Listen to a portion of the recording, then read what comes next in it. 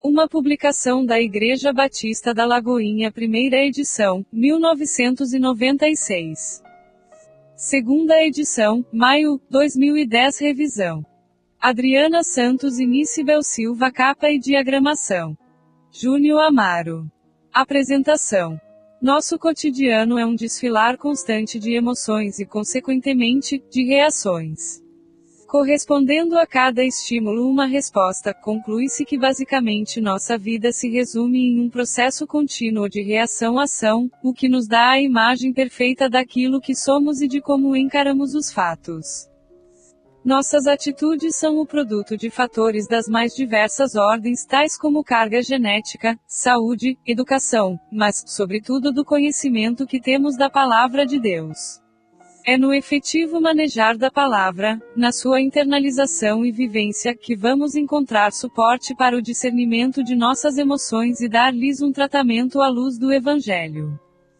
Essas e outras lições são apreendidas nesta obra, que reúne duas mensagens, trazendo-nos preciosos ensinamentos sobre dois sentimentos dentre os que geralmente povoam a alma humana, a ira e a amargura, cujos resultados podem ser, às vezes, funestos. O Pr. Márcio discorre sobre eles com firme embasamento nas Escrituras e nos aponta suas raízes, consequências e a maneira como Deus os vê e nos adverte a respeito deles. A mensagem deste livro é de Deus, amigo leitor, e cabe a você tirar pleno proveito dela. Certamente ela irá mudar sua vida no que diz respeito ao seu relacionamento em casa, no trabalho, na igreja, como também irá ajudá-lo a conhecer e dominar melhor suas emoções como um autêntico cristão. Isso lhe trará, certamente, uma vida saudável, sem traumas, sem ressentimentos. Introdução. Não existe uma matéria na Bíblia que possa ser esgotada. Temos que ter sempre o entendimento de que, no momento em que esgotarmos qualquer assunto bíblico, estaremos limitando a Deus, que é fonte inesgotável de todas as graças. É por isso que a palavra do Senhor é tão rica. Você pega um texto, o lê, e cada vez que volta a ele sempre encontra coisas novas. Não estudamos a Bíblia por estudar.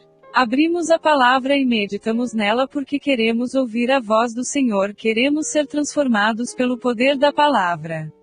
Vamos ler o Evangelho de Mateus no capítulo 5. Esse foi o primeiro sermão que Jesus pregou. Até então, os discípulos não conheciam a sua pregação. O seu primeiro sermão foi este, chamado Sermão do Monte. Leiamos um trecho dele: Ouvistes que foi dito, olho por olho, dente por dente. Eu, porém, vos digo, não resistais ao perverso, mas, a qualquer que te ferir na face direita, volta-lhe também a outra, e, ao que quer demandar contigo e tirar-te a túnica, deixa-lhe também a capa. Se alguém te obrigar a andar 1 milha, vai com ele 2. Dá a quem te pede e não voltes as costas ao que deseja que lhe emprestes. Ouvistes que foi dito, amarás o teu próximo e odiarás o teu inimigo. Eu, porém, vos digo, amai os vossos inimigos e orai pelos que vos perseguem, para que vos torneis filhos do vosso Pai Celeste, porque ele faz nascer o seu sol sobre maus e bons e vir chuvas sobre justos e injustos. Porque, se amardes os que vos amam, que recompensa tendes? Não fazem os publicanos também o mesmo? E, se saudardes somente os vossos irmãos, que fazeis demais?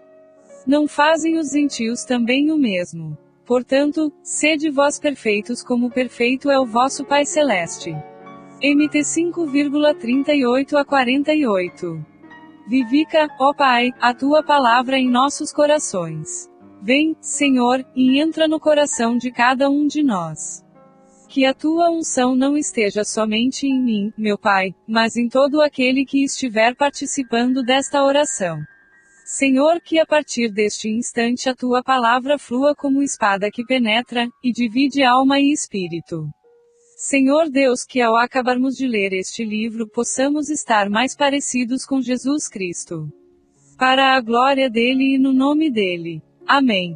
Vós, porém, reagireis assim. Se você observar bem, perceberá que boa parte do seu tempo é usado nas suas reações por meio das suas atitudes. Para cada ato seu praticado, existe sempre uma ação e uma reação.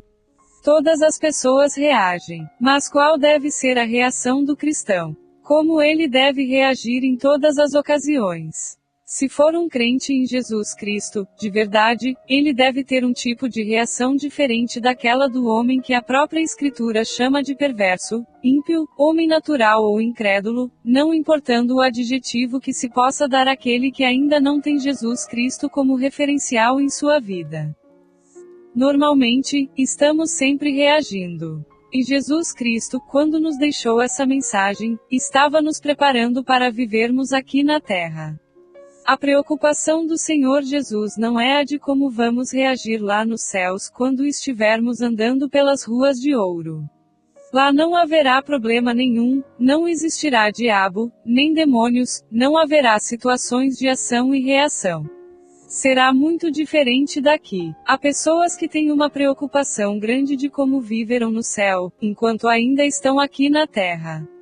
Enquanto você está aqui, precisa apenas viver e assumir esta posição que a palavra do Senhor diz sobre como reagir.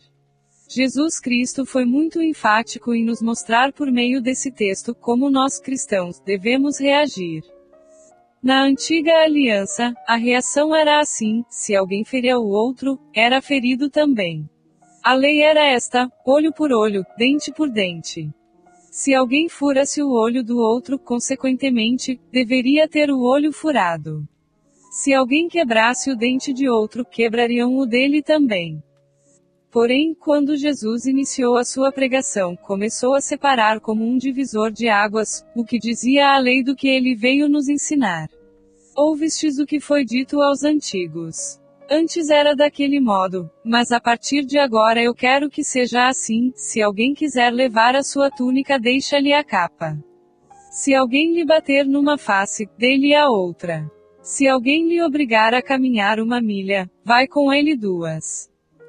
Jesus estava tocando, em resumo, naquilo que temos de mais pessoal: a vontade, a honra e os bens materiais. Se alguém o obrigar a caminhar 1 milha, isso é a questão da vontade; se alguém lhe bater numa face, é a questão da honra; levar a túnica é questão de tocar nos bens materiais. Ele mencionava a questão própria das reações, de como deveriam reagir dali para frente. Não estava teorizando, estava sendo claro, enfático e, sobretudo, prático, pois ele vivia o que pregava para que todos vissem nele o exemplo de santidade.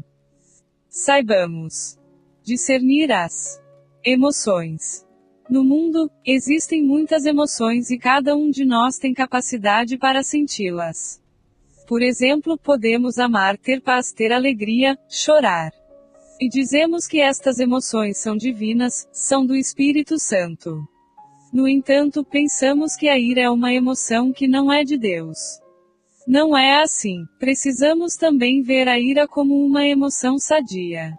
Todos nós temos ira. E Jesus Cristo, ao se manifestar em carne, também tinha emoções. Ele chorava, sorria, abraçava as pessoas, sentia tristeza, experimentou profunda angústia, e se irava também. Encontramos em algumas passagens da Bíblia Jesus se irando.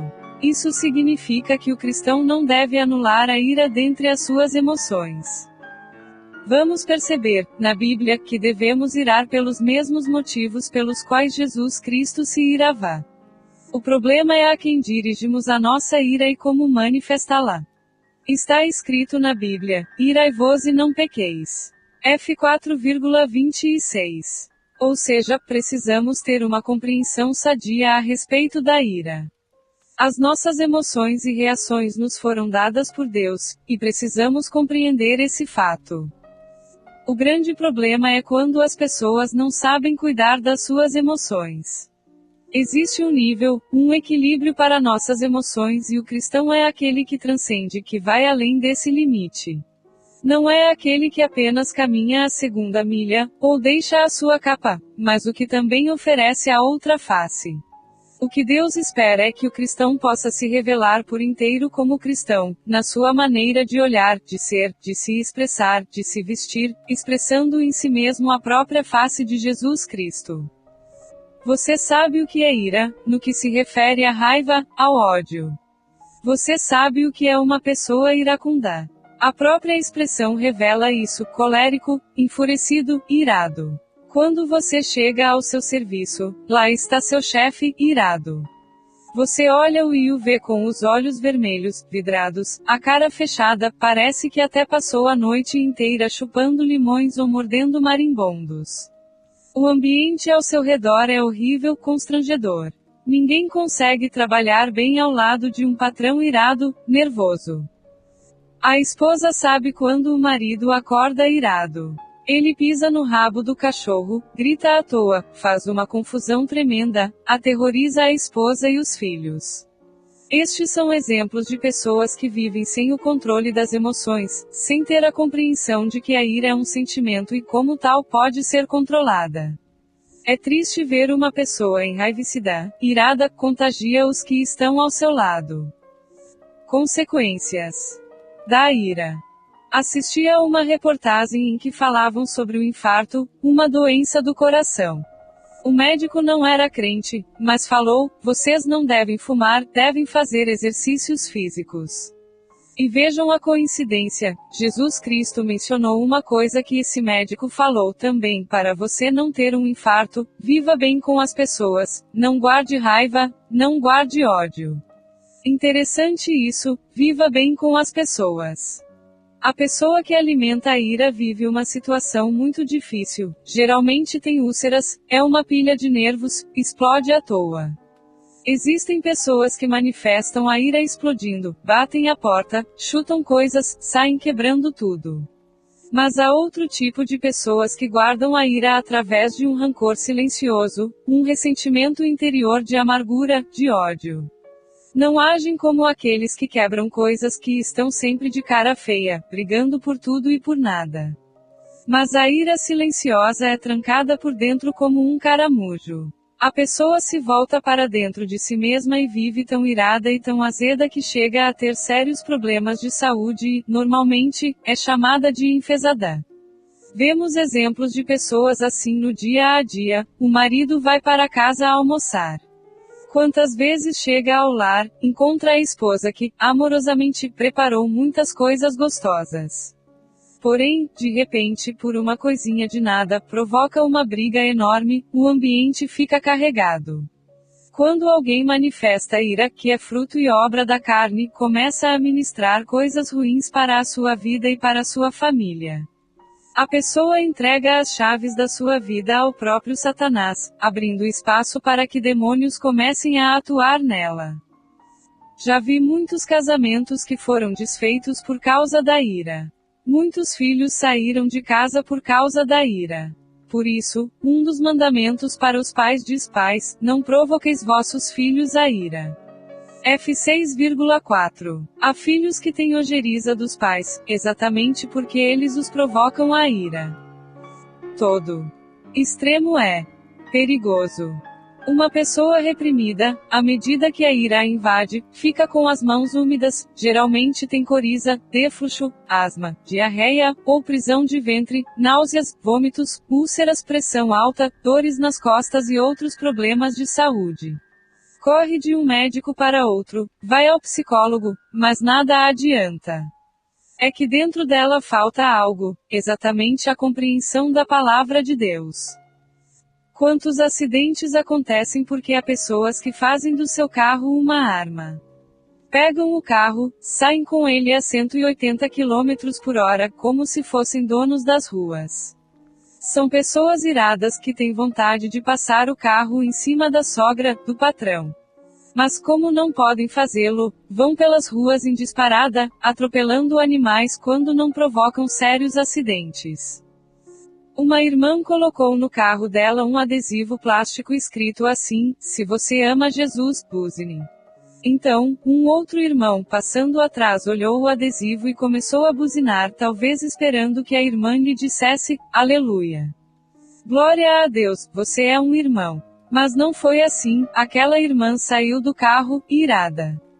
Que coisa feia! De que adiantava levar aquela mensagem no carro? O que deveria ser uma saudação ao Senhor Jesus passou a ser uma reação demoníaca. Isso porque o incrédulo, o homem que a Bíblia chama de homem natural, tem um tipo diferente de reação para os problemas que é sempre exagerada, difícil, irada. Mas o cristão verdadeiro tem uma outra maneira de reagir por meio da expressão passiva da ira. O homem que não explode como os outros quando está irado, fica em silêncio, incomodado, irritado, frustrado, exasperado, invejoso, ciumento, cheio de desespero, enfurecido, não perdoa, tem ressentimento, amargura, ódio e malícia.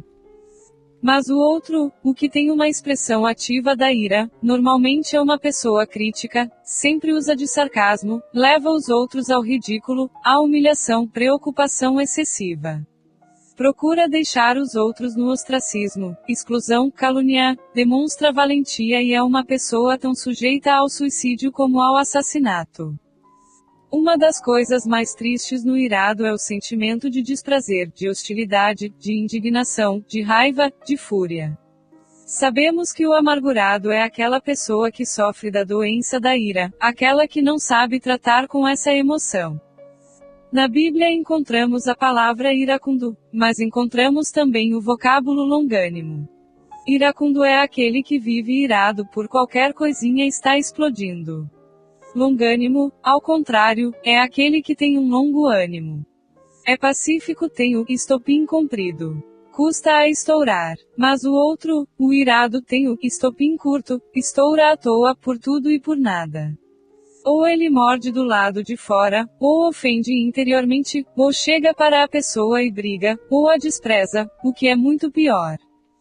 Controle suas emoções. A ira precisa estar no lugar certo. Ela é uma emoção como o amor, a paz e a alegria. Se nós não controlarmos a alegria, ela deixará de ser uma emoção sadia, vira histeria e a pessoa passa por boba. É necessário que as pessoas entendam que a ira é uma emoção dada pelo Senhor, bem como todas as demais emoções e, se não as tivéssemos, seríamos como robôs, frios, mecânicos. Deus quer que o seu povo seja constituído por pessoas atraentes, sensíveis que se amam. Por isso nos deu as emoções. Vamos ler Levítico 19, versos 17 e 18, que diz assim: Não aborrecerás teu irmão no teu íntimo, mas repreenderás o teu próximo, e por causa dele não levarás sobre ti pecado, não te vingarás, nem guardarás ira contra os filhos do teu povo, mas amarás o teu próximo como a ti mesmo, eu sou o Senhor. Quando existir uma situação crítica entre você e outra pessoa, antes de ficar irado, se exaltando ou por outro lado, ficar calado, rilhando os dentes, você precisa confrontar a pessoa, conversar com ela. O tempo não resolve esse tipo de problema, é preciso se ajustar, colocar os pingos nos is. Se você guardar uma xícara suja na cristaleira, 10 anos depois, verá que ela não ficou limpa. Ao contrário, talvez se tenha criado vermes ali, a sujeira tenha criado mofo, e tudo isso deixa um cheiro ruim, de podridão. Portanto, toda e qualquer situação errada que exista precisa ser acertada, resolvida. Está escrito: não aborrecerás o teu irmão no teu íntimo, mas repreenderás o teu próximo e por causa dele não levarás sobre ti pecado. LV 19,17. O problema é que muitas vezes a pessoa, pelo fato de não confrontar as coisas erradas na hora em que elas acontecem, deixa o tempo ir passando e carrega sobre si mesma o pecado. Enquanto não se resolver a situação, não adianta, você estará preso a ela. Você precisa praticar a palavra que diz: não te vingarás, e nem guardarás ira contra os filhos do teu povo. LV 19,18. O que você precisa fazer é amar os filhos de Deus, amar sua família.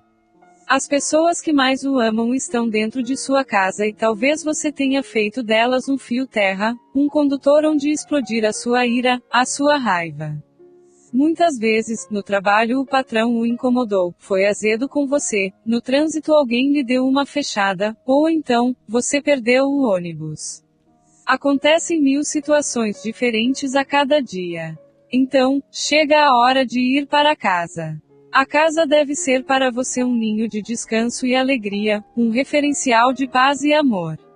Mas você chega brigando com as pessoas que o amam, vai ferindo aqueles que esperam de você uma palavra amiga, um afeto, uma exortação, o mesmo que você espera deles. No Salmo 37, verso 8, vemos a questão da ira, contra quem é dirigida e como ela é. Deixa a ira, abandona o furor, não te impaciente, certamente isso acabará mal. Deixar a ira é uma escolha. Como toda emoção, ela deve ser mantida sob controle. Quem deve estar no controle é você, não sua emoção. Esta deve ser submissa a você com a ajuda de Deus. Você nunca poderá deixar-se levar pelas emoções. Você já viu quantas pessoas que por não seguirem estas orientações acabaram se dando mal? Quantas vezes o namoro, o noivado, o casamento, ou até mesmo o emprego acabou mal porque as pessoas não seguiram a exortação para deixarem a ira, a fúria, a raiva, a incompreensão. Abandone isso, não se impaciente, aprenda a contar até 10. Se depois de contar até 10 você ainda estiver irado, conte até 10 milhões. Vai levar muito tempo, mas enquanto estiver contando, estará exercitando a paciência. No entanto, a questão das emoções não se resolverá por si, só uma decisão e atitude sua que vai resolvê-la. É colocando-se à mercê do Senhor que você adquirirá a capacidade para se dominar, pois a ira precisa estar sob o controle do Espírito Santo. Cuidado com as reações repentinas. O livro de Provérbios tem 31 capítulos. É um capítulo para ser lido a cada dia do mês. É um livro que você deve saber de cor. Algumas pessoas perguntam por onde deve começar a ler a Bíblia. Você pode começar por qualquer livro, mas, se quer um conselho, comece pelo Evangelho de João e depois leia Provérbios. Lendo João, você conhecerá a divindade de Jesus e o amor do Pai que não poupou o próprio Filho para que nós também nos tornássemos seus filhos. Por outro lado, Provérbios leva-o a viver aqui na terra o querer, a vontade de Deus. Provérbios 14,17 diz que, o que presto se ira faz loucuras, e o homem de maus desígnios é odiado. Há pessoas que dizem que dão um boi para não entrar numa briga e uma boiada para não sair dela. O cristão de verdade dá uma boiada para não brigar. A reação do primeiro é uma reação dúbia, de valentia, mas a do cristão é diferente, é séria, sincera e, sobretudo, demonstra controle emocional. Quantas vezes, você tem um bom emprego e, de repente, seu chefe o ofende, o magoa e você diz, hoje eu saio daqui, não fico nem mais um dia. Sai e fica meses desempregado. Ou então, alguém está namorando ou noivando, está tudo bem, tudo direitinho. Um dia o noivo se atrasa, não chega na hora. A moça fica irada e comete uma loucura, termina o relacionamento. Então sofrem os dois. É tão triste isso. Conheço casais que, depois de uma pequena briga, tiveram medo de voltarem a conversar. Ficaram tempo sem trocar uma palavra, vivendo na mesma casa, debaixo do mesmo teto. Passavam pelo outro sem nem se olharem, sem uma palavra. E os filhos ali, vendo tudo aquilo e se perguntando, nossos pais aprenderam outra linguagem, a do silêncio. O que presto se ira faz loucuras. No contexto desta palavra, loucura, você deve colocar tudo o que é de ruim da natureza humana, pois a palavra de Deus é fiel, além de ir direto ao ponto nevrálgico da questão.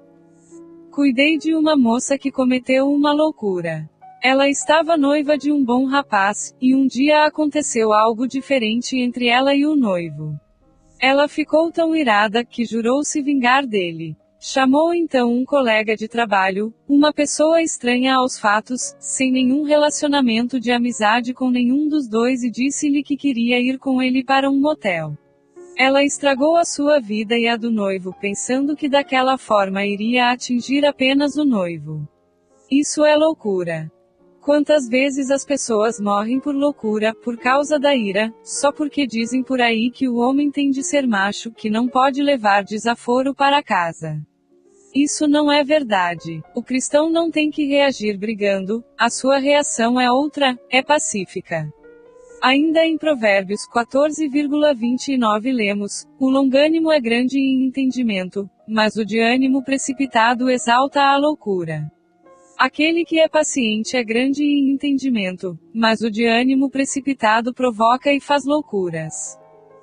Continuando, em Provérbios 15,1, está escrito: a resposta branda desvia o furor, mas a palavra dura suscita a ira.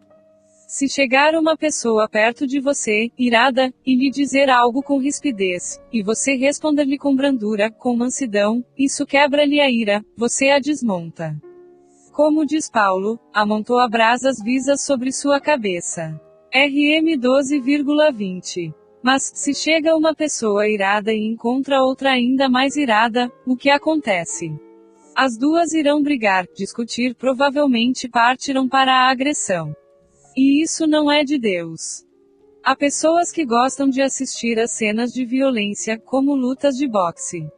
Isso não é sadio, pois é como se fosse a extensão da sua própria ira. O cristão dever ter sempre uma palavra branda, doce, enérgica, mas alegre. Dueto ou duelo. Está escrito na Bíblia: fala a verdade com amor. Muitas pessoas dizem: eu não sou sincero, não minto, sou franco.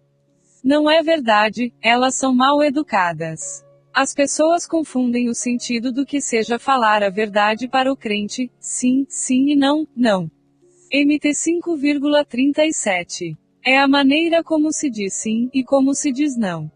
Com brandura, com amor, com respeito, com firmeza, não com falta de educação. Se você chegar em casa e seu esposo lhe disser uma palavra dura, ou lançar-lhe um olhar estranho, dê-lhe um sorriso e diga: oi querido. A coisa mudará, o furor será desviado, o gelo quebrado. Isso eu lhe garanto. Falam por aí que dois bicudos não se beijam. Não é nada disso. Há que se abrir mão do mau gênio, há que se mudar de vida. Ou seu relacionamento será um duelo ou vai ser um dueto. A escolha é sua. Existem casamentos que são um duelo constante, um procurando matar o outro, procurando furar o olho do outro, brigas que não acabam nunca. Nenhum dos dois quer ceder. Mas, na maioria das vezes, vemos nos relacionamentos honestos e sinceros, um dueto. Quando duas pessoas que se amam de verdade cantam a mesma música, no mesmo tom harmonioso, formam um dueto. Esta é a relação digna de todo casal cristão. Ninguém tropeça nas montanhas, mas nas pedrinhas. Para o homem iracundo, qualquer coisinha é motivo de irritação, de bate-boca, de cara feia. Você que é solteira, quando encontrar um rapaz, olhe-o bem.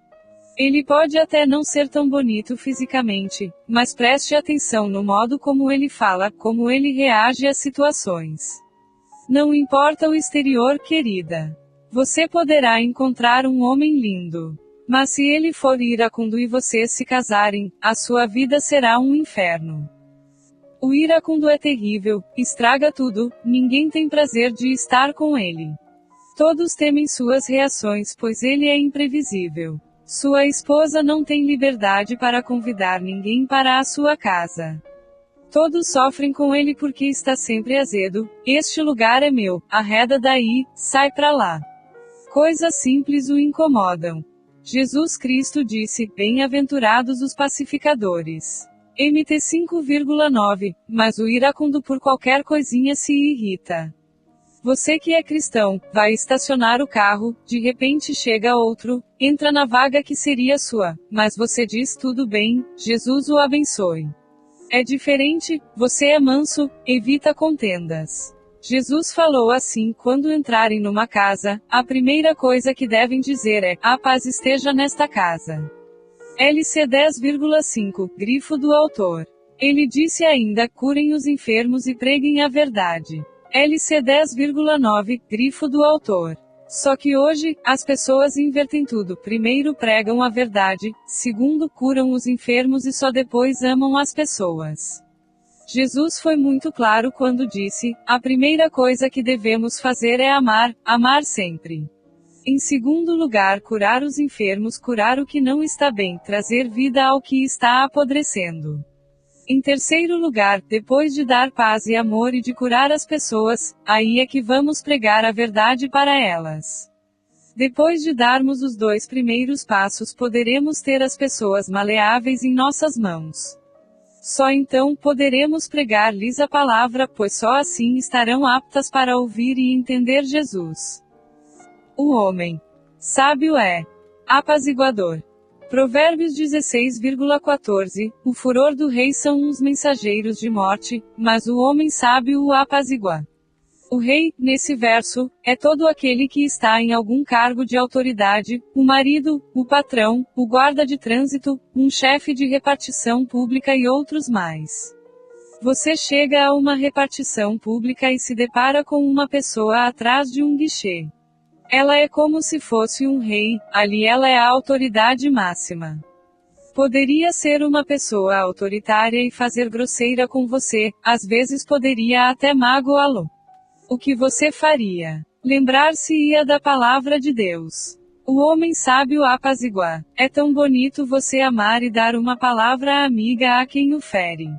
Isso é que significa dar a outra face. Ainda em Provérbios, leiamos o verso 32 do capítulo 16. Melhor é o longânimo do que o herói da guerra, e o que domina o seu espírito do que o que toma uma cidade. É interessante isso, o herói de guerra é aquele que chega despedaçando e acabando com tudo em seu caminho, é mais fácil dominar uma cidade do que apaziguar-lhe o espírito. Existem ocasiões em que parece que um monstro quer sair de dentro de você, fruto da sua carne. Nesses momentos a sua esposa diz, esse não é o meu marido. O marido olha para a esposa e diz, essa não é a minha mulher. Parece que sai alguma coisa ruim de dentro da pessoa.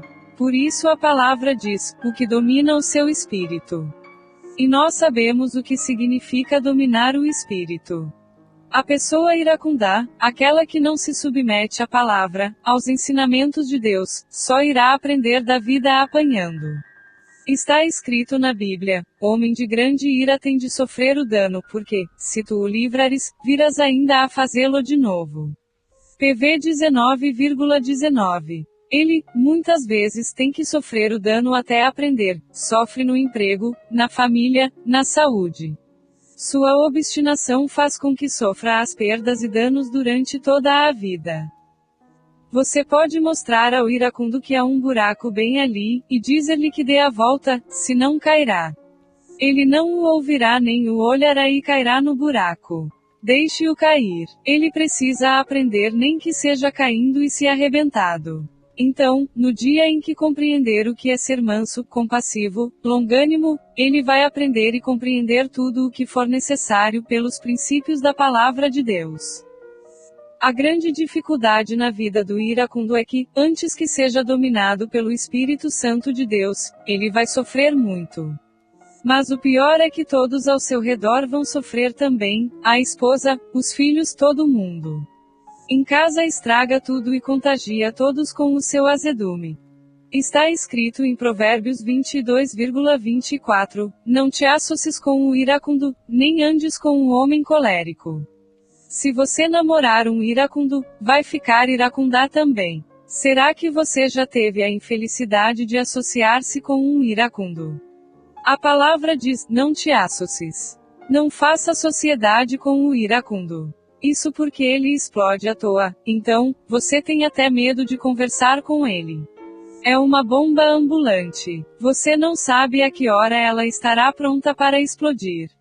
O que devemos fazer com um homem iracundo? Amá-lo, abençoá-o, orar por ele. Se seu marido, se sua esposa ou se seus filhos são iracundos, você precisa orar por eles e tentar com amor trazer até eles o conhecimento da palavra de Deus. Jesus Cristo, em Mateus 5,22, começa a falar a respeito da ira, dizendo, eu porém, vos digo que todo aquele que sem motivo se irar contra seu irmão estará sujeito a julgamento, e quem proferir insulto a seu irmão estará sujeito a julgamento do tribunal, e quem lhe chamar tolo, estará sujeito ao inferno de fogo. Se você já chamou alguém de tolo, de burro, precisa se arrepender. Não deixe para depois.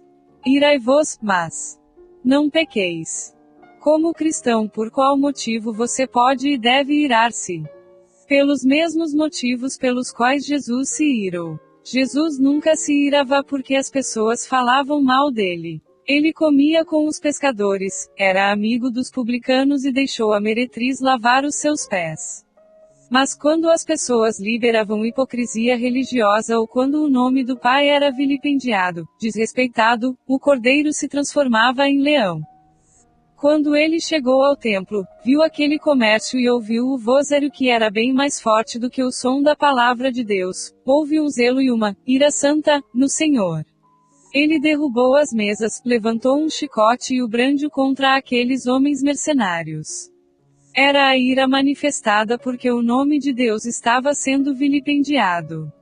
Esta ira santa, você percebe dentro de você quando alguma coisa procura macular a sua fé. Aquele que não experimentou o novo nascimento é chamado filho da ira. A reação do cristão tem que ser outra, completamente diferente da reação daquele que ainda é um filho da ira.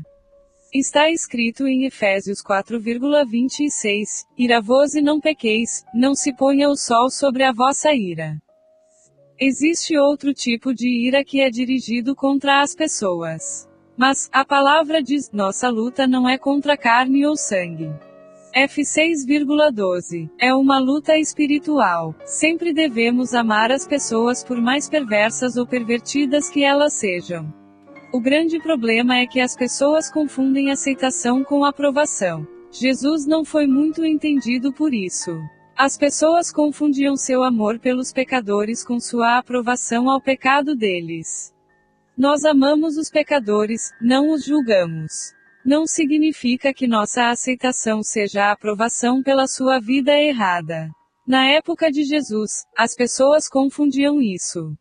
Algo que sempre devemos fazer é ter uma aceitação absoluta, sem fazer acepção de pessoas, abençoá-las, amá-las, não desprezar ninguém. Aceitação deve ser assim, absoluta, completa, plena e irrestrita. Despojai-vos de toda a ira. Se você pecou em irar, não deixe que o sol se ponha sem que a situação seja resolvida. Se pela manhã você brigou com a esposa, falou-lhe uma palavra áspera, ofendeu-a para o homem, às vezes é mais difícil pedir perdão, é preciso você mesmo falar, me perdoa. É tão fácil pedir perdão para Jesus. Jesus, me perdoa. Mas como é difícil pedir perdão para a empregada, para o seu chefe, para o cobrador de ônibus. Pedir perdão é ficar livre. Está escrito em Efésios 4,31, longe de vós toda a amargura e cólera, e ira, e gritaria, e blasfêmias, e bem assim toda a malícia. Se você não tratar da ira, tornar-se-á um iracundo, que é uma pessoa sempre amargurada, que permite que haja em si raízes de amargura. Esta se alastra por onde for, tudo em que a pessoa iracunda toca fica amargurado. Está escrito em Efésios 5,6, ninguém vos engane com palavras vãs, porque por essas coisas vem a ira de Deus sobre os filhos da desobediência. O filho obediente é sempre o que é louvado. Mas o filho da desobediência é o que sempre custa a aprender. Ele dá tanta cabeçada, machuca tanto a si próprio como aos outros. Em Efésios 6,4 está escrito, e vós pais, não provoqueis vossos filhos a ira, mas criai-os na disciplina e na admoestação do Senhor. Quantos filhos de crentes aqui não são crentes porque não encontraram em casa esse referencial da palavra, mas sim pais que os provocaram a ira. Há filhos que não têm liberdade dentro de casa. Em muitos lares, os filhos não têm nenhuma liberdade, há enfeites por todo lado, mas o menino não pode nem passar perto. Quando o pai derrama o copo de refrigerante, não apanha, não leva pito, mas o filho, se deixa cair uma só gota, lá vem palavrão. Não é por aí. Tem que haver discernimento para a boa educação dos filhos e reinar a paz no lar. Em Colossenses 3,8 está escrito, agora, porém, despojai-vos, igualmente, de tudo isto, ira, indignação, maldade, maledicência, linguagem obscena do nosso falar. Pense bem ao falar sobre qualquer assunto para não dizer algo que possa ofender outro irmão e ao nosso Deus. Está escrito em 1 Timóteo 2,8: Quero, portanto, que os varões orem em todo lugar, levantando as mãos santas, sem ira e sem animosidade. Esta deve ser a relação íntima entre a ira e a oração, levantar mãos santas, limpas de ódio ou amargura. Em Tiago 1,19-20 lemos: Sabeis estas coisas, meus amados irmãos. Todo homem, pois, seja pronto para ouvir, tardio para falar, tardio para se irar. Porque a ira do homem não produz a justiça de Deus. Sejamos, pois, mansos, longânimos, abertos para a palavra de Deus, externando a nossa ira mesmo com amor, somente quando o nome do Senhor estiver sendo maculado. Então, estaremos permitindo ao Espírito Santo de Deus que ele haja em nós, caminhando para alcançarmos a estatura do varão perfeito que é o nosso Mestre e Senhor Jesus Cristo. Desta maneira, de coração livre, sincero, poderemos orar crendo que Deus é perdoador, clemente e misericordioso, tardio em irar-se, grande em bondade, e que não nos desamparará jamais. Parte 2. Ama a Introdução.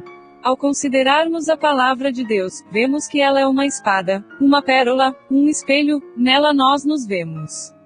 E está escrito na Bíblia: toda a Escritura é inspirada por Deus e útil para o ensino, para a repreensão, para a correção, para a educação na justiça, a fim de que o homem de Deus seja perfeito e perfeitamente habilitado para toda boa obra. 2 Terâmetros 3,16. E os homens de Deus, não apenas os missionários e os pastores, mas todos os que creem que Jesus Cristo é o Salvador e Senhor de suas vidas, porque todos nós somos nascidos de Deus.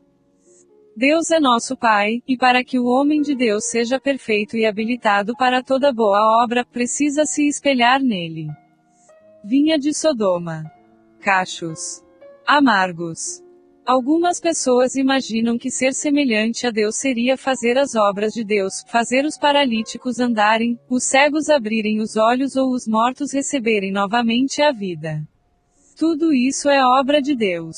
Mas obra de Deus também se converte nas coisas pequeninas, ao contrário do que pensamos que seriam somente aquelas coisas extraordinárias que viram manchetes de jornais. Nem sempre é assim. Quando você vê Jesus tomando crianças no colo, abraçando-as, beijando-as, isso é obra de Deus também. Quando você o vê indo à casa de Zaqueu e participando de um jantar, é obra de Deus. Quando ele atua naquelas coisas pequenas, dividindo sua companhia com as pessoas, também está fazendo a obra do Pai. Não houve um instante sequer na vida de Jesus que ele deixasse de fazer as obras de Deus e operar no poder do Espírito Santo. Mas, uma coisa que muitas pessoas questionam é a saúde de Jesus. Como ele podia ser tão saudável? Como é que Jesus nunca experimentou o estresse, o cansaço físico e emocional, nunca experimentou enfermidade alguma? Não quero nesta mensagem falar de enfermidades causadas por vírus ou outras coisas, mas falar daquela enfermidade que o próprio indivíduo pode produzir, e uma das suas causas mais comuns é a amargura. A Bíblia fala muito sobre a amargura e queremos focalizá-la neste livro. Quando pegamos um dicionário e procuramos a palavra amargo, vamos encontrar ser afligido, ser apertado, pressionado. Amargura, forte animosidade, ser marcado pelo ressentimento ou pelo rancor, amargurar-se, pingar como gotas de água da tortura chinesa, fustigar com objeto pontiagudo. Ao ver o sentido dessas palavras no dicionário, eu me impressionei com esta expressão, amargurar-se, pingar como as gotas de águas da tortura chinesa. Os chineses são mestres em muitas coisas bonitas e em muitas coisas ruins também. E uma dessas coisas ruins é a chamada tortura chinesa, ou seja, eles deixam cair um pingo d'água na testa da pessoa. O primeiro pingo cai e não acontece nada, cai o segundo, também nada, o terceiro, o quarto, só vai molhando. Mas quando começa a cair o enésimo pingo, aí ele cai como se fosse uma martelada. Cai, e aquilo vai como que explodindo por dentro da pessoa. É uma tortura. Há pessoas que abrigam no coração o sentimento chamado amargura. Nutrem amargura contra o esposo, contra a esposa, contra o filho, contra o irmão, contra um amigo. E há pessoas que nunca declaram, mas que lá no fundo guardam amargura até contra Deus. Olhe o que está escrito em Deuteronômio 32,32 porque a sua vinha é da vinha de Sodoma e dos campos de Gomorra, as suas uvas são uvas de veneno, seus cachos, amargos. Em outras palavras, todos nós temos frutos, e uma das coisas que machucam muito é quando o fruto que é esperado se transforma em um fruto amargo, em fruto de amargura. Está escrito em Provérbios 14,10, o coração conhece a sua própria amargura, e da sua alegria não participará o estranho. Aspas. Cada pessoa conhece o seu próprio coração. Ninguém conhece o coração do outro a não ser Deus. É bobagem alguém dizer que conhece ao outro. Não conhece. Alguém poderá viver casado até 50 anos que não conhecerá o parceiro, pode conhecer uma parte dele, mas não o todo. Mas como a palavra de Deus diz que o coração conhece a sua própria amargura, só você se conhece. Há muitas pessoas que conservam no rosto uma máscara, sempre um sorriso. Parece que as coisas estão muito bem. Mas quando retiram a máscara, só Deus o reconhece porque Ele conhece o coração do homem e sabe quando há semente de amargura em seu interior. Longe de vós toda amargura. É horrível o que acontece com algumas pessoas, suas palavras são amargas, e a Bíblia usa a expressão chamada fel de amargura. Pessoas que se alimentam da amargura, comem da amargura, caminham com a amargura. Em Efésios 4,31 está escrito, longe de vós toda a amargura, e cólera, e ira, e gritaria e blasfêmias, e bem assim toda a malícia. Muitas vezes, achamos que os pecados que devemos evitar são apenas aqueles pecados lá da lista dos 10 mandamentos que diz assim, não adulterarás, não furtarás, não matarás. Ex 20, algumas pessoas se julgam muito santas, e dizem, bem, eu vivo de acordo com a palavra de Deus e vivo firmado nela. Você pode não ser adúltero, mas se for uma pessoa amarga, é a mesma coisa. Compreende isso? Muitos que vêm de outras religiões ou seitas trazem um embasamento tão errado porque alguns segmentos religiosos dividem os pecados em pecados capitais, pecados veniais, pecados mortais e uma série de graduações do pecado. Então, há uma contemporização para certos pecados. Mas aos olhos de Deus, transgressão é transgressão. Muitas vezes, você se indagar quem será o beneficiado se você viver uma vida santa. Você mesmo, é claro. Não pense que Deus estabelece seus princípios, suas leis, simplesmente para nos fazer penar. Deus não tem nenhum propósito em dividir suas leis, seus mandamentos para que ele possa se agradar somente. Não, quem lucra em viver uma vida bonita somos nós mesmos. Por isso a palavra descreve, longe de vós toda a amargura. Aspas.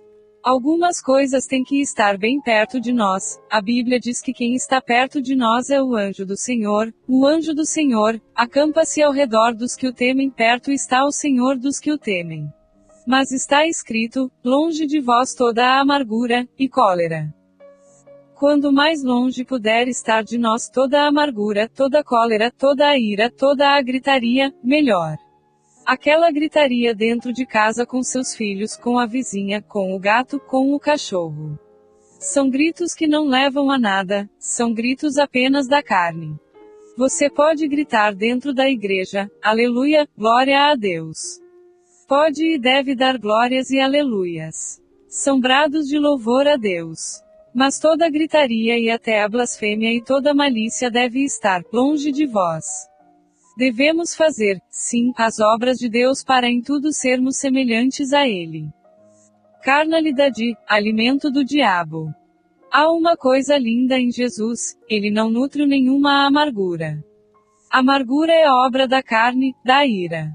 Quando ele apontou para o diabo e disse, lá vem o príncipe deste mundo, e ele nada tem em mim, Jó 14,30, grifo do autor, em outras palavras Jesus estava querendo dizer, eu não alimento o diabo. Quando o homem pecou, ele passou a ter sobre si uma sentença. O Senhor disse que o homem foi feito do pó, e sobre a serpente repousou também uma maldição, dizendo que ela iria rastejar e se alimentar do pó. Ela comeria o quê? Comeria o pó. E uma das coisas de que o diabo se alimenta é do pó. E a nossa carne é esse pó. Quando manifestamos sentimentos de amargura, de ira, de cólera, estamos alimentando o diabo. Estamos dando comida para ele. Foi por isso que Jesus disse: lá vem o príncipe deste mundo e ele nada tem em mim. Ou seja, ele nunca o alimentou, nunca serviu um prato de comida ao diabo, nunca se curvou diante dele, ele nunca achou em Jesus o seu prato. Mas, você pode perceber que quando você se enveredar por esse caminho, você o alimenta, as coisas ficam diferentes, a própria atmosfera fica pesada. Não sei se você já percebeu isso, quando entra numa casa e as pessoas estão manifestando ira, amargura, cólera, você entra e sente no seu espírito que algo não está bem. A atmosfera está carregada, impregnada de comida para o diabo. Naquela hora há um prato feito de coisas muito ruins naquele lugar, e o diabo está se alimentando. Mas a palavra diz: longe de vós toda a amargura, meu amado. Lições de Deus contra a amargura. Deus deseja ver o seu povo santo. Às vezes queremos focalizar apenas o poder, mas temos que ter o equilíbrio do poder com a vida, com aquilo que manifestamos, que passamos pelo nosso caminhar. Em Hebreus 12,14 está escrito: segui a paz com todos e a santificação, sem a qual ninguém verá o Senhor. E em Romanos 12,18 lemos: se possível, quanto depender de vós, tende paz com todos os homens. Você pode ter paz com todos, mas algumas pessoas não vão querer ter paz com você. Porém, se as pessoas não quiserem ter paz com você, o problema será delas. Seu dever como cristão é ter paz com todos.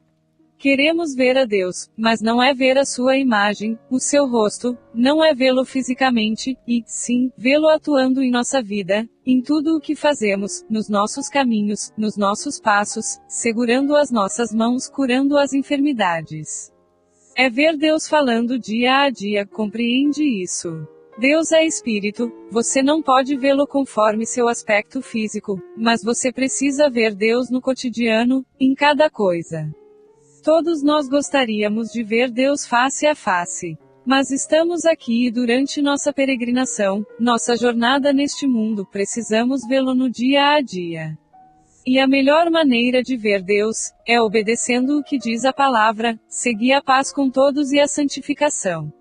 Santificação, aqui, não é o que as pessoas querem mostrar por aí, como o tamanho do cabelo, o modo de vestir, ou isto ou aquilo, não é isso. Há pessoas que se portam de tal maneira, que aos olhos do mundo podem parecer as mais santas, mas, na verdade, têm dentro do coração um vulcão de amargura. Ser santo é ser separado, ter dedicação integral a Deus, é ter um comprometimento 100% com o Senhor, levar Deus a sério.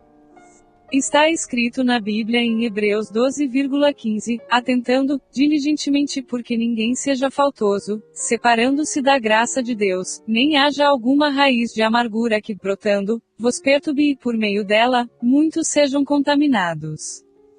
Para haver uma raiz é precioso que haja uma semente. O nosso coração é mostrado na Bíblia como se fosse um terreno, o solo.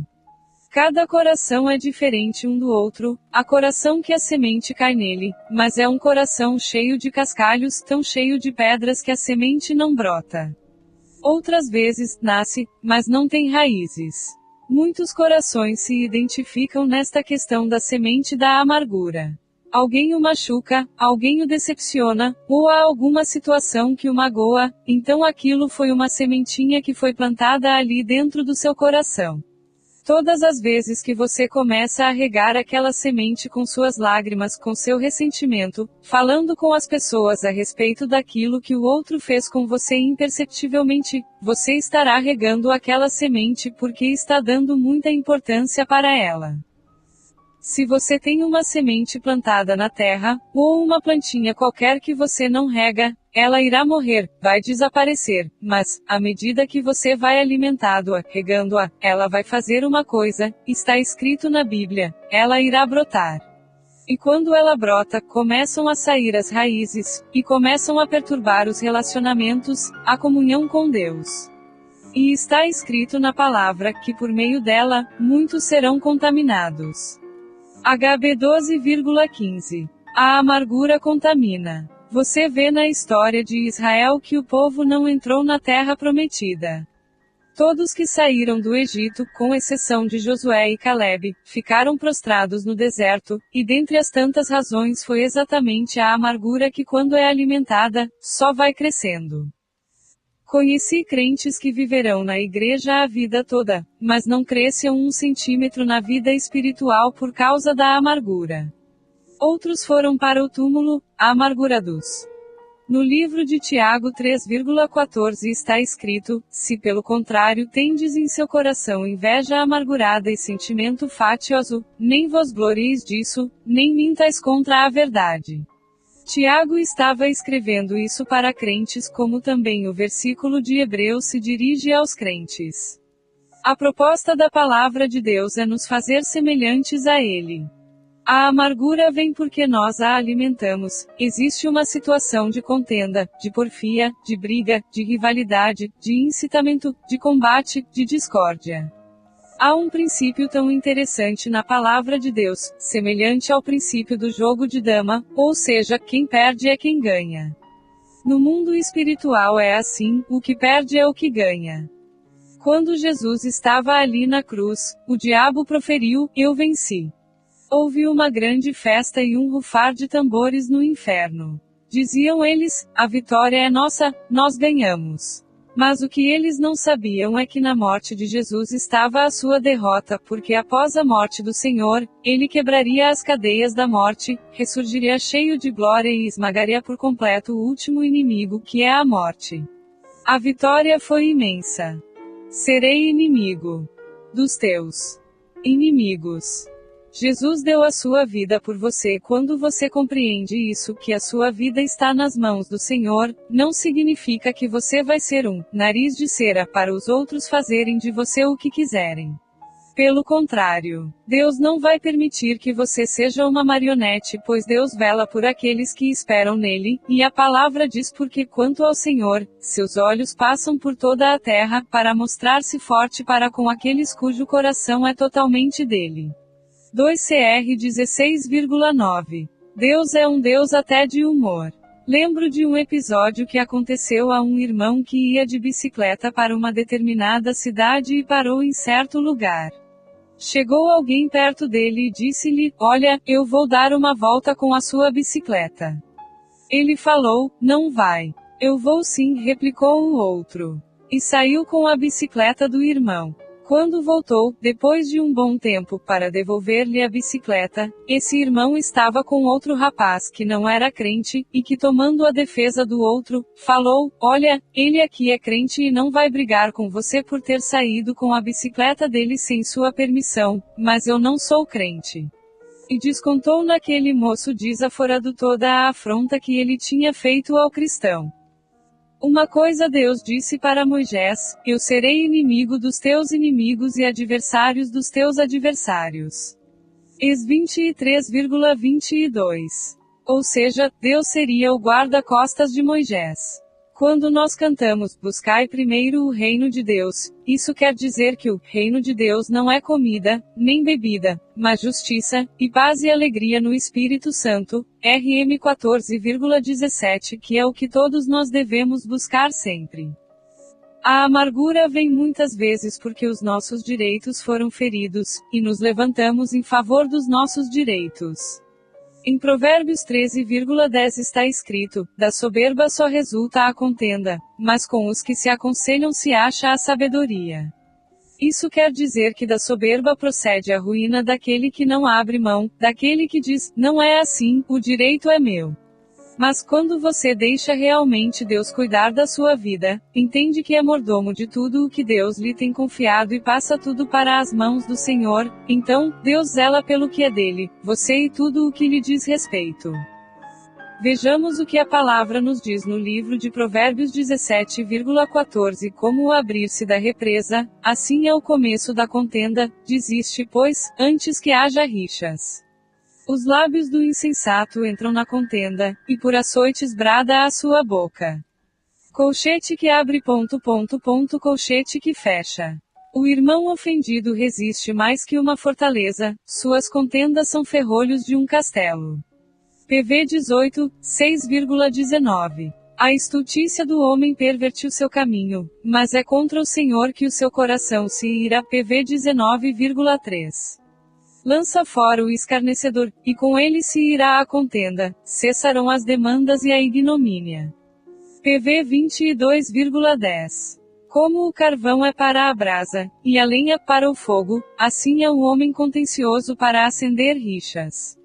PV 26,21. O gotejar contínuo no dia de grande chuva e a mulher rixosa são semelhantes.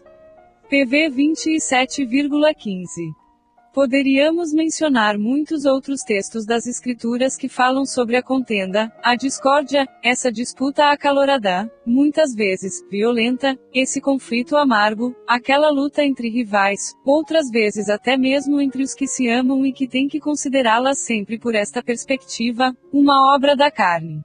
Lembre-se de que ninguém entra numa briga sem sofrer as consequências, nem deixa de expressar o amor sem levar as consequências também, porque, como disse Jesus, tudo quanto quisermos que os outros nos façam, assim façamos nós a eles, pois essa é a lei e os profetas. E se não estivermos debaixo da graça, estaremos sob a lei, portanto, sob sua maldição, e terrível coisa é cair nas mãos do Deus vivo. Porque a vida de Jesus era normal, exalava a graça. Porque ela era repleta de amor para com todos. Devemos todos ler um pouco mais o livro de Provérbios. Aliás, este é um livro que todos nós deveríamos decorar. Sabe por que Provérbios tem 31 capítulos? Porque cada mês tem 30 ou 31 dias. Então, é para que você possa ler um capítulo por dia.